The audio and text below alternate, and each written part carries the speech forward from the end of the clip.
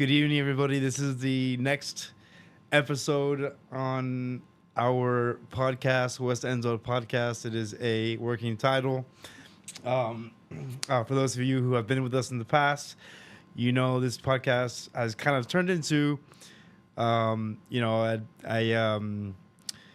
you know, the machine who's been our only guest. You know, is my dad, obviously, and we've been going to the Hurricanes game for years, and we have daily conversations about the Hurricanes, and it gets pretty heated and pretty intense. Figured it would be best to share it with the rest of you. So here we are, and please help me welcome the machine. Hey guys, one more episode here of the West End Zone. Really excited about being invited again, and looking forward to sharing a little bit of what went on with Doak Campbell. Obviously I was there. We went to that game, and it was exciting. The crowd and the atmosphere felt like I was back in the Orange Bowl. The seats were terrible. Everything rattled. The bathrooms were terrible. Overflow of people in the bathroom. It was just the old Orange Bowl, but up in Doak Campbell Stadium. So a lot to talk about. So let's get the show on the road. Doak Campbell. It's our second time being there. It's our second time witnessing a heartbreaking loss. And yeah, it kind of gives you that old Orange Bowl vibe. I mean, the place is a complete dump. But it's their dump, and they love it. Just kind of like the Orange Bowl was our dump, and we loved it. And it's everything college football should be. Obviously, things have changed with our program since the Orange Bowl. Things have changed, in the last couple of years, or I guess in the last season, with Mario for the better. Some things are still the same, right? Well, Mario, I think was hoping for a better season. Obviously, a lot of mistakes. I think today, when we really break down what's going to happen this Saturday, and what we saw this past week with FSU. I mean, you were there with me. We went in there 14.5-point underdogs. We said to ourselves, well, this is the best case scenario, right? We go in there and enjoy the game. We lose by a touchdown or 10 points. Well, we were 14.5-point underdogs. But cover. If we walk out of here with a victory, right, that'd be huge. And for a good moment there, I thought we were going to pull it off. I really did, until Emery got hurt, and then of course, DVD came in and did what he does best, which is throw interceptions. If you go back to that film, DVD on that one play where he threw the pick, he throws across his body, which is it's the number one rule. It's first down and 10. You're at the 50-yard line. You've got momentum. He kind of like rolls right. He has in front of him at least 6-7 yards easy that he can get and maybe go to the ground. But he has Restrepo for about 8 yards. Yeah, he had him open. His defender was like 4 or 5 feet behind him, and he easily could have cut the ball, gone out of bounds, stopped the clock. Fourth down. But DVD decides to throw across his body to a receiver that was covered, which is like, I don't get it. I'm not sure what is going on with this guy, DVD, and what's happened to him. But his decision making, I believe if Emery would have not been hurt, we would have won that game. I mean, I left with that feeling that Emery was going to make it happen, and it didn't happen, and walked out of there disappointed. The team put up a great fight. The defense played big time, and I don't know if I agree with you. It's kind of, I'm kind of torn, right? And I rewatched the game last night finally because we went to the game. Obviously I have a 1-year-old kid, and we had made a executive decision to drive home the same night of the game. So my whole Sunday was wiped out, and I got a chance to watch the game yesterday, and watching the game, Emery just did some good stuff, and the kid had me ready to run through a wall. If I had a helmet on, I'd be ready to fight, tooth and nail for that guy.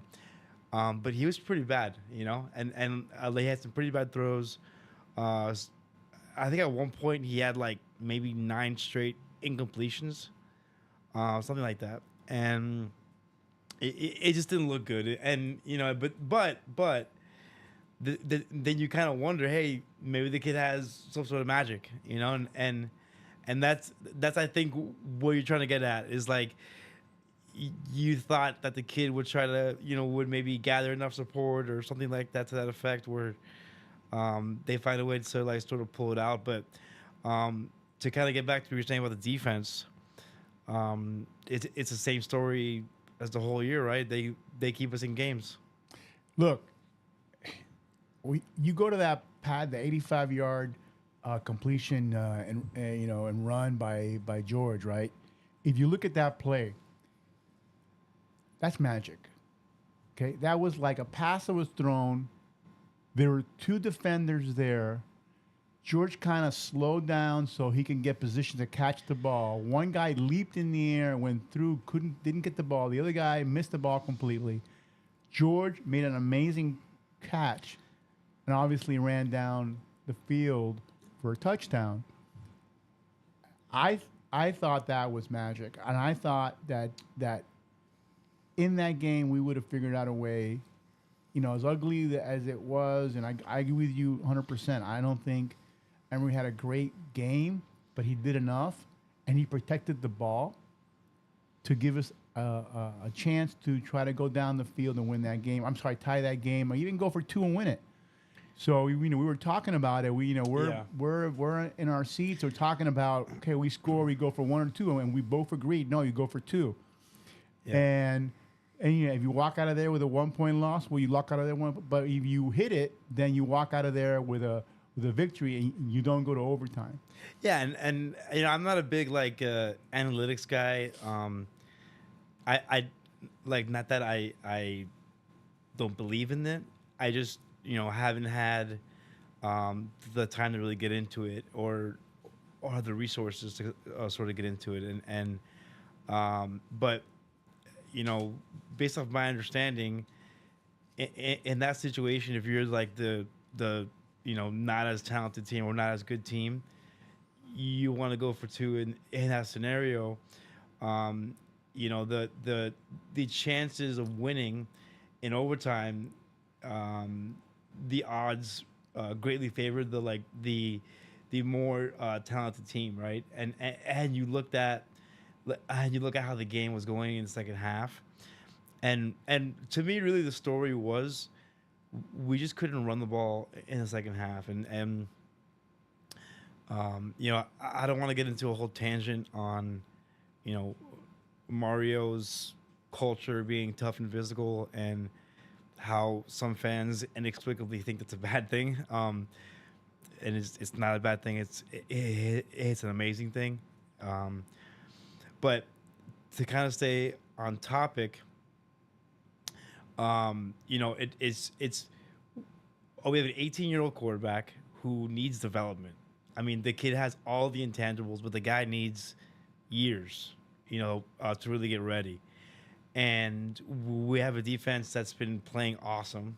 I mean, probably the best performance against this Florida State offense all season. They've been scoring 40 on basically everybody. And then, we had a running game in the first half that ran for like 96 yards. And so once that stopped, it was like we just kind of ran out of gas. And I don't know if a team that basically ran out of gas on the ground scored on a miracle pass and then drives down late in the game. I don't know if we're able to sustain anything in overtime, but obviously that didn't happen. TVD got in, and TVD did what he does best, which is throw interceptions. Right, and I think later on in this broadcast we're gonna break down that, because that's to me going to be the key to like the next game with Louisville. But before we go to Louisville, I just want to make a mention that that the Hurricanes had 5 true freshmen playing that game, and they were going up against a veteran at Florida State. You had a 6-year, a 7th-year quarterback. You had offensive line that I think 3 out of the 5 are seniors. You had a defense that had a lot of seniors and juniors. This is a veteran FSU team versus a very young team from Miami. Yeah, we've got a couple of seniors on a start for us, but most of our players that start are either freshmen or sophomores. And I think if this team stays together, I think they're going to grow into something special. Yeah, and it's sort of like before we go, into Louisville. It's obviously only Tuesday. Maybe we can do like another podcast, going like further in depth on that preview. I want to talk a little bit about the state of the program, and it's I've been thinking about it a lot, and I've been on Twitter, on the message boards. I've been seeing all types of crazy takes, and Canes fans are just pissed off, right? They just lost to Florida State in a game we could have won. In a season where our record doesn't really reflect how good we could have been, and there's a lot. Walking out of Doak, I felt like kind of happy. I mean, not like I was happy that we lost or whatever, but I was walking out and I felt like okay, Whereas in past years, I've walked out of that game just like furious. Well, last year when they came down to Hard Rock, remember that game? It was a beatdown. They kicked our ass. It was a beatdown. They ran the same play on us like 35 times, and they said stop it, and that's the most insulting, demoralizing way to lose a game is when the other team's gonna run the ball, and it's gonna be like a certain play is coming, and you still can't stop it. That's the worst way to lose the game. So what's different? Basically, is the D coordinator is different. You got 40 new players that left. 40 came in. You got a whole new squad. Okay, and I think that is where to go. But I just want to just make a mention of this. If you would put right now Travis, the Florida State quarterback, on the Hurricane roster, Miami would be undefeated, without a doubt. Yeah, without a doubt, to be undefeated. Yeah, I agree. And I think if you really analyze, the biggest disappointment this year is TVD. TVD, when he's going to be a top first round pick. He's going to do this. He's going to do that. He's going to be like the next big quarterback coming out of UM. And you know what? That hasn't happened. It's been a tremendous disappointment. What's going on? He's let down this team big time. First was the injury, then it was the excuse of the injury, then it was the excuse of whatever. And what else? What excuse are you going to come up with next to say that you just couldn't get the job done? Yeah, I think he needs to leave the program next year. And I think that we need to go out into the marketplace. Emery's a young guy. We can redshirt him next year. Look, it's pretty clear to see that if we just traded quarterbacks, we win that game by probably 14 points, and it's hard to not be at the game and watch how we played, like in the way that we played, where we're able to beat them up front. And I don't care what anybody says. In the second half, the only reason why they stopped us was because they were selling out to stop the run, and we had no answer because our quarterback couldn't complete a pass. That's a fact. And then we basically sort of roughed them up on defense, play a physical style of ball, hit their quarterback, keep them frustrated. I mean, Jordan Travis was frustrated all night, cursing and like just making gestures that other teams couldn't do to him. And that's, to me, that's evidence of progress in the program, and it sucks and it's frustrating. and it's horrible watching our offense because it's like one dimensional. Like it's all the things that people have been saying. I think it's fair, but it's not fair to be like, it's I sort of just dismiss the progress of the entire program. Look, I guess we can sit here and we can cry over spilled milk, but I think we need to move on. But before I move on, I want to get your take on something. I need to find out. I mean, I just want to find out. I just want to find out the facts. I don't want to like be told, well, could have, should have. This is how it works. This is not. I need to know by rule, by rule, what is definition of a safety in college football? Because I went back and saw the film on Clemson, and I saw the film this past week where, and the one from Clemson, the one from Florida State is even more telling than the one from Clemson because the one from Florida State, he's running parallel behind the line of scrimmage and the goal line, and he gets tackled, and it's clearly, he didn't go backwards. He was running parallel up the line to the sideline, and he gets tackled in the end zone. Yeah. It's like, Right. I just want to know from someone that is an official or someone that can just come out and tell me, hey, the reason why that wasn't a safety is because X, Y, and Z. Yeah. There has to be someone out there in this world that can come out and give an explanation, because I think that the replay official and the actual official in the field, I don't know which one makes a call on that. I mean, we got problems here because it's not once, it's not twice. Yep. Okay, now, I mean, what is the next one? So do you know? I heard that there's a replay guy.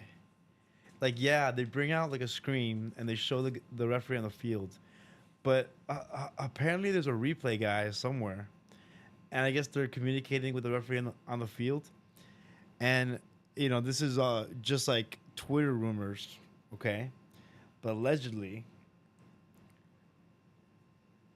the guy that screwed us in Georgia Tech and the guy that screwed us in Clemson and the guy that screwed us in Florida State are all the same guy.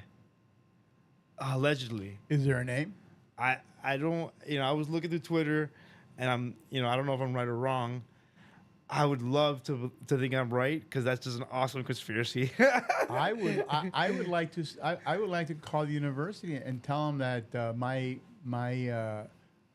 experience of watching the game has been affected by the ACC not really doing the right thing here. I think you have standing to bring a lawsuit. Let's talk about it. We'll get together with my partners, and we'll put together a draft complaint. Let me ask you a question. Before we jump into Louisville, do we go after Malik Bryant or the quarterback left from Tulane? Malik Murphy. I'm sorry. Or the quarterback from Tulane. Do we go after them at this point, or are we saying, DVD, you need to transfer out, and then we go and get another freshman? See, I'm of the opinion that we go and get a quarterback that's well seasoned, and Emery will compete. If Emery's the best one, he'll play. Okay, but if Emery's a young guy, we gotta get. Okay, so this is another thing that I've like been racking my brain over, and in my opinion, is that Emery is gonna have to wait like another couple of years, and I think it's what's best for him, and it's what's best for us. So I don't even know who's gonna be out there. We're talking about the guy from Tulane. We're talking about the guy from Texas. There's gonna be more. Whoever the best one is, we got to shell it out. I mean, and potentially get two of them.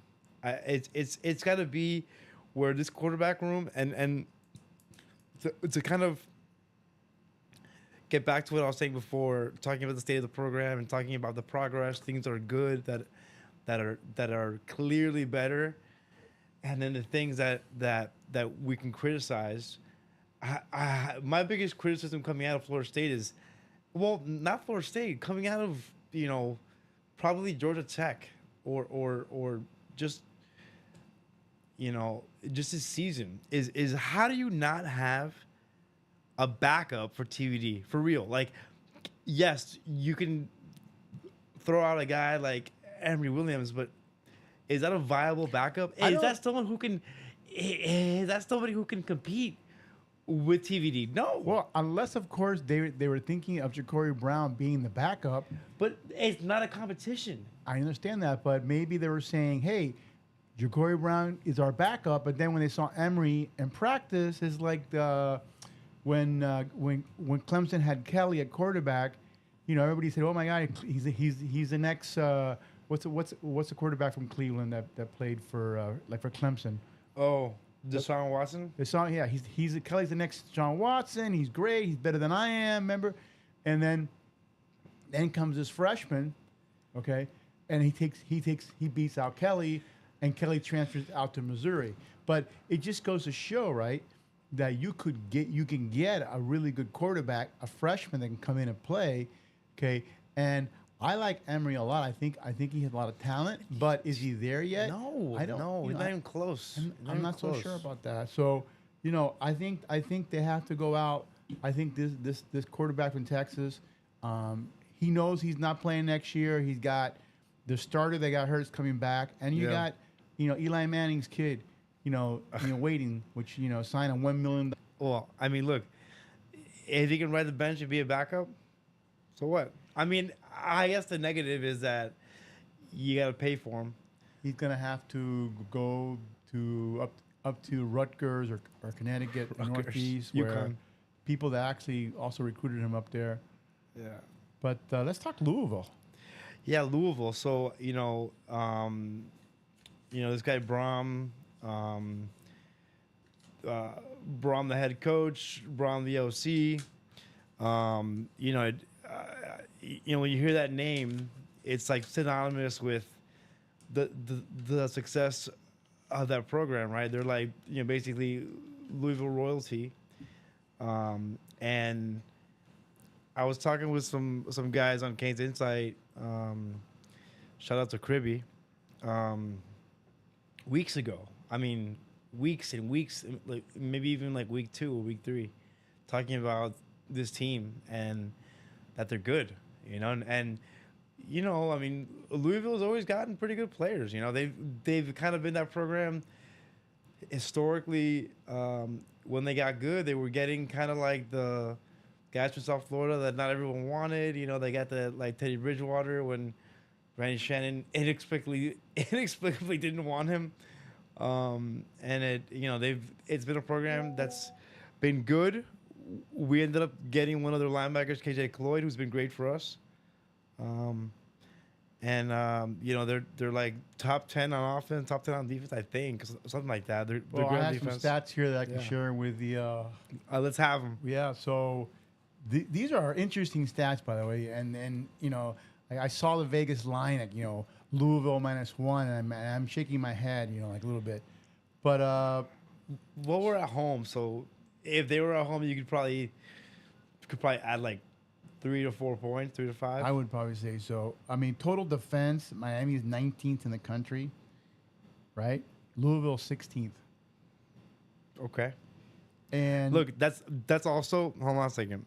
Opponent. This is something I heard this on a podcast, and this is like a point that I always make to people that I think people like maybe overlook. That's a 16 ranked defense, you said? 16th in the nation in total defense. Okay. That's 16th with an offense that doesn't go 3 and out all the time. Or turn the ball over like we do. I had those stats too. Yeah. So total offense, Louisville, I'm saying Miami's 37th in the country. They've dropped a lot. They used to be 20th. For what? For total offense. Okay. Louisville, 29th. Okay. So more or less the same, they're in that same grouping, Louisville is I don't think they seek to be like a super high-powered offense. I think they seek to be like a balanced offense. They want to run everything, Right. like kind of like a light pro style. If you analyze their games, their biggest victory, obviously, when they beat down Notre Dame. Yeah. That was pretty impressive. Is Notre Dame that good? They have a good coach and a good player, so it was pretty interesting how they beat them down. They lost to Pittsburgh at Pittsburgh, kind of weird, but Pittsburgh not that good. Pitt's young, but Pitt's a program with this, with Sky Narduzzi that can come up with those big wins every year. They come up with a few big wins, and they're young. So right now, as it's panning out, they have one loss in the ACC. Obviously, if they were to lose this weekend, they'd be two losses, and they'd be tied with UNC. The issue is that UNC is playing at Clemson, and they're 6.5-point dogs at Clemson. So that's going to be and by the way, Duke had UNC beat this past weekend. I saw the end of that game. There was the ACC referees do what they do best is mess up games. Duke had an interception, clear interception that would have ended the game, and it was not given to them, and it ended up going back to UNC. They scored, tied the game, went to overtime, and they won in overtime. But I think UNC is not that good of a team. They're undisciplined, which has been the cornerstone of Mac Brown throughout his career, and I think Clemson's going to beat them down. I think it's going to be a beatdown. I think Clemson wins that game, and so. But the question is, we play early. That game is going to be later, and so the game's going to matter. Yeah. Louisville. Yeah, big time. And Louisville is going to want to come in here and win big time. I've got one, I guess, two words to say to you, and maybe this will jog a piece of your memory. Hurricane Georges, 1998. Hurricane Georges. It suspended a game, and the game got rescheduled for the last game of the year. Right. And there was a team that had all hopes to then go to the championship. And some of Louisville, who could technically make, a championship run, right? They could, they could win out. They could beat Florida State. And they're a playoff team. So what does that remind you of? A certain running back ran for about 300 yards. And we were there on the south sideline With Edgar James? UCLA.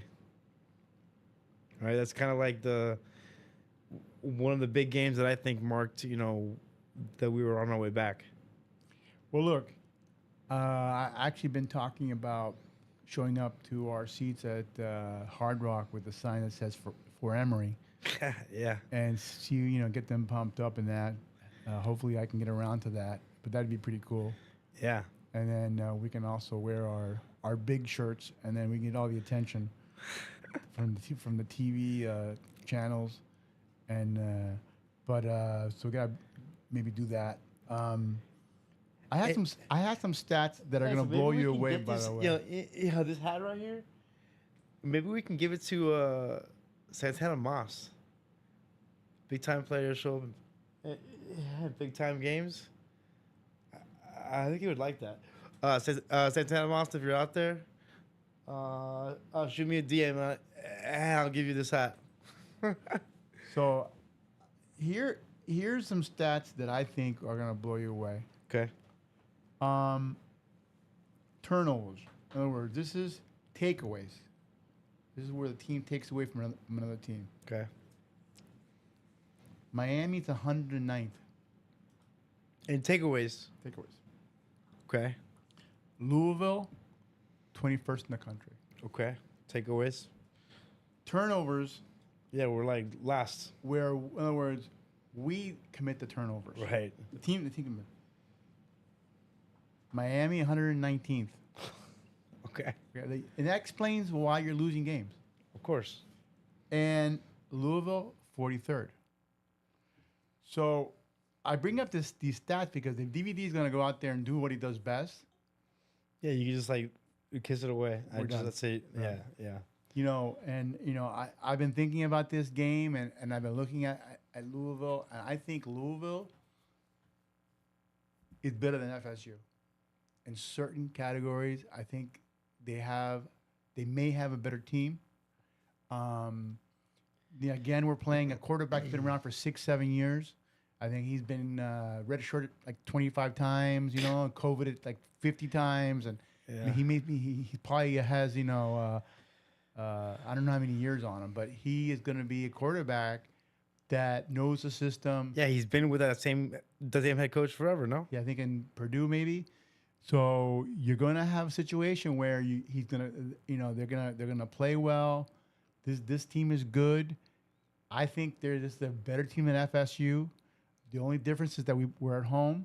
Hopefully the crowd's going to show up for a 12 noon game, which is going to be, tough to get to. But, I have a score on this game. I don't know. You want to wait till the end or you want to share it now? No. We've been going for about 30 minutes. We gotta start Winding it down. winding it down. Yeah. Look, I've been racking my head on this one. I've seen the stats, and they scare me. Right. Especially with TVD playing quarterback. With DVD playing quarterback, they scare me that we don't have a quarterback, and we don't know who is going to show up and what mistakes he's going to do, what bonehead he's going to make He's already in the tank, man. He's to throw an interception. Yeah, that's it. But the only way that we win this game, low scoring game, our defense, shuts them down, and DV does not commit a turnover. We kind of he gets managed. He gets managed by the coaches. A lot of rollouts, and if it's not there, just run whatever you can get. If not, throw it away. That type of stuff. I think Miami wins the game 17-14. Yeah, and if we win, it'll be another one of those like super ugly games where we run the ball, then all the fans complain because Mario is a quarterback killer and all that stuff that they've been saying. That's I don't know, whatever. So, I think if we win, it will win in a way that the fans won't like. If we lose, it'll get toxic, and I'll close my thoughts with this. When's the last time we've gone out of a November with momentum? A long time. I mean, it's been like, and if we've gone through this month with momentum, it's happened once in a period of 15 years? Look, here's the situation. Like the coach for FSU, Turner, what's his name? Norvell. Oh yeah. He won 3 games first year. I think he won 3 and then 5. Won 5 second year. And then 10. And then he went to 10 and now he's undefeated. Yeah. I think Mario has one more year. The only problem that Mario has working against him is that he has recruited very well, which is what he does well. Right. And he's brought in some really good portal players. Of course. And Quarterback. he needs to put his 100% focus on finding a quarterback. Yeah. If it's the kid from Texas or the kid from Tulane, there's got to be a quarterback out there. It's been around 5-6 years. There's a good quarterback that wants to come down to Miami with a good team, with good receivers, and a great offensive line, and be able to play. I think there is where you need to go with this. I think if he goes out there and gets himself a good quarterback, the second thing he needs to do is he needs to get the offensive coordinator to run more motion with his offense. In other words, go up to the line of scrimmage with a veteran quarterback instead of just lining up, have like kind of like do the Miami Dolphin type, San Francisco like 49er type offense where you got people running around, motion everywhere, so they can't line up and they can't figure out what you're doing and when you're doing it, and try to change because right now that offensive scheme that they have, it's limited. I was expecting a lot more this year, and it hasn't happened. Yeah, I mean that's a whole other conversation, you Yep. know, that we can For another probably day. talk about for hours, and we'll never get the answer. Right.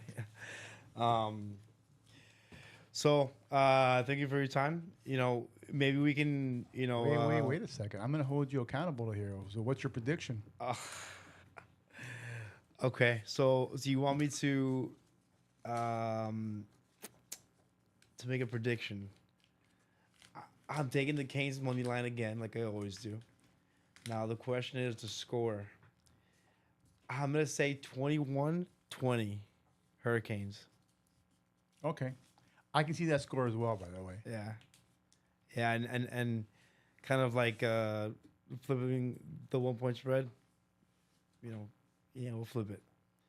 But you know, I don't. You know, I've seen the way that these last few games go way too often, where it's you know the team kind of just quits. You know, like Pitt last year was one of the worst efforts I've ever seen in any football game I've ever been to in my life.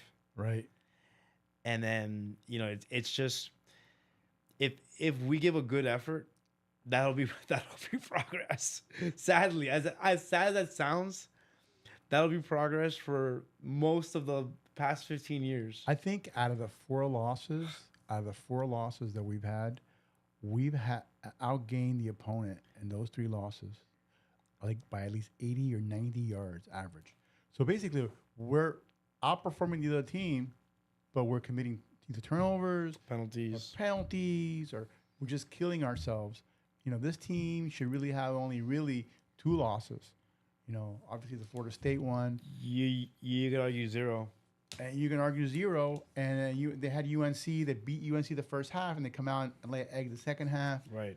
You know, Florida State. You roll with a freshman quarterback, 18-year-old kid, because your experienced first round pick quarterback can't throw. You know, loves to throw interceptions. But anyways. Thank you for inviting me again to the West End Zone. Really excited about being here and looking forward for this weekend. And go Canes. Go Canes. All right, thank you guys for joining in. There's one person watching, but we'll see if we can do this again. Maybe one more time this week. If not, we'll try and do a film review after. Thanks.